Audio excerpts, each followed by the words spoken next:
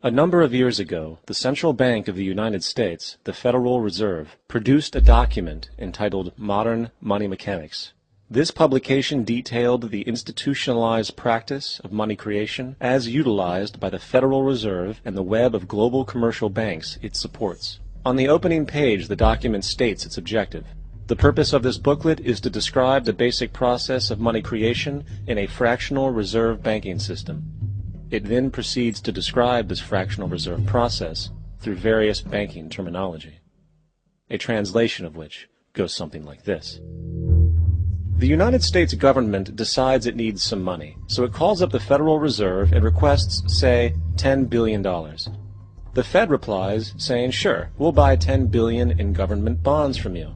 So the government takes some pieces of paper, paints some official-looking designs on them, and calls them treasury bonds. Then it puts a value on these bonds to the sum of $10 billion and sends them over to the Fed.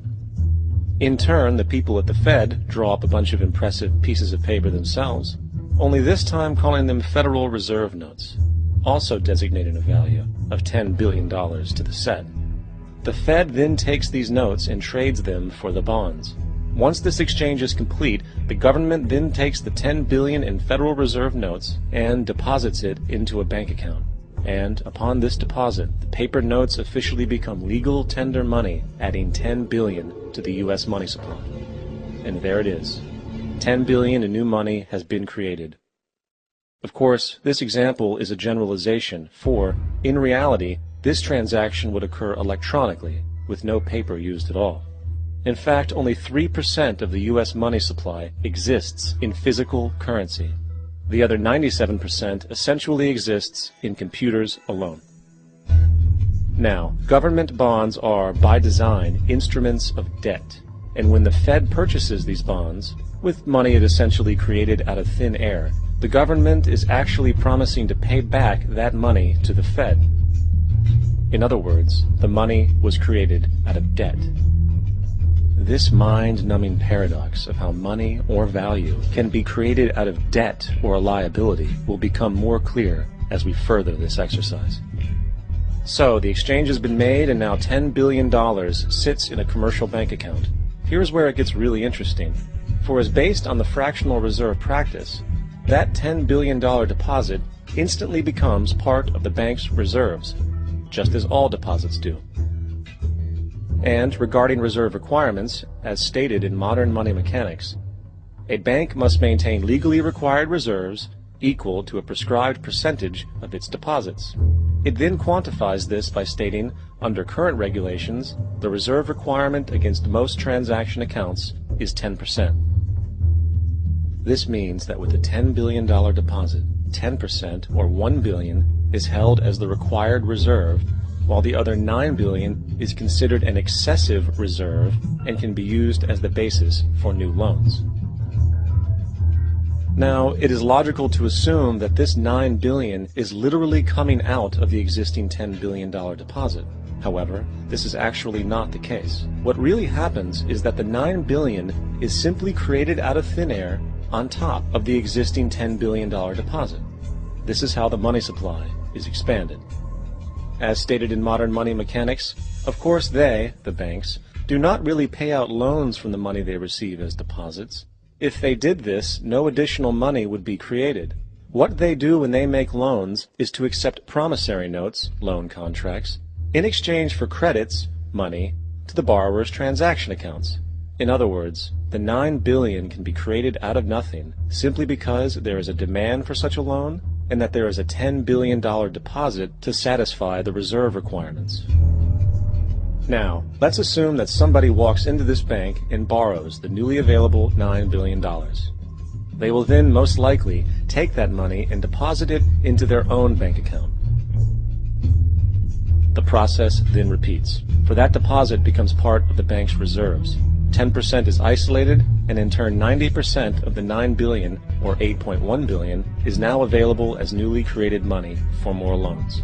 And, of course, that 8.1 can be loaned out and redeposited, creating an additional 7.2 billion, to 6.5 billion, to 5.9 billion, etc.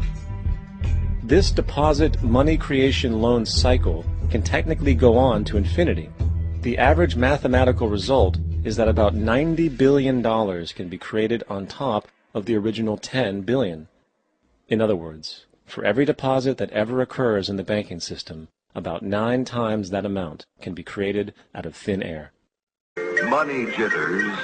Ask the obliging Bank of America for a jar of soothing instant money, M-O-N-E-Y, in the form of a convenient personal loan.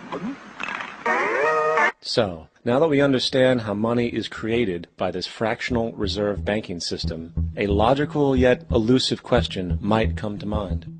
What is actually giving this newly created money value? The answer? The money that already exists. The new money essentially steals value from the existing money supply. For the total pool of money is being increased irrespective to demand for goods and services. And as supply and demand finds equilibrium, prices rise, diminishing the purchasing power of each individual dollar. This is generally referred to as inflation, and inflation is essentially a hidden tax on the public. What is the advice that you generally get? And that is, inflate the currency. They don't say debase the currency. They don't say devalue the currency. They don't say cheat the people who are saved. They say lower the interest rates. The real deception is when we distort the value of money. When we create money out of thin air, we have no savings, and yet there's so-called capital.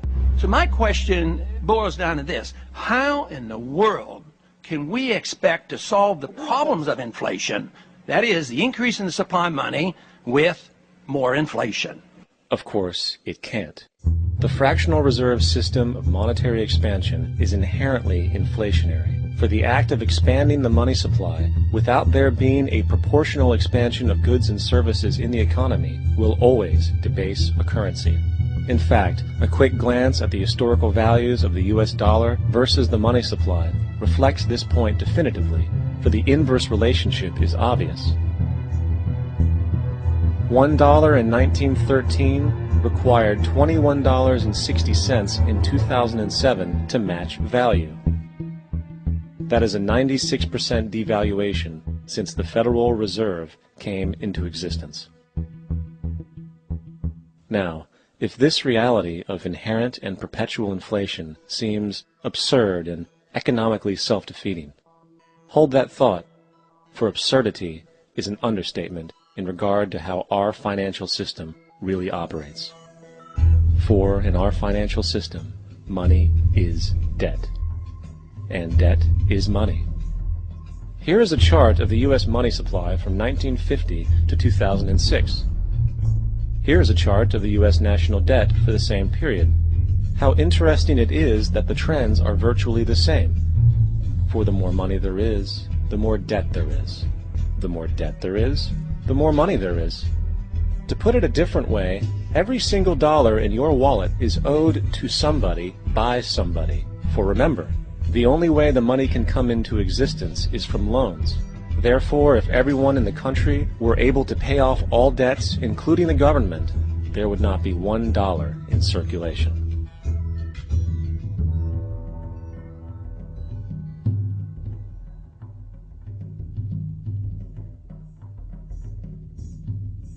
In fact, the last time in American history the national debt was completely paid off was in 1835, after President Andrew Jackson shut down the central bank that preceded the Federal Reserve.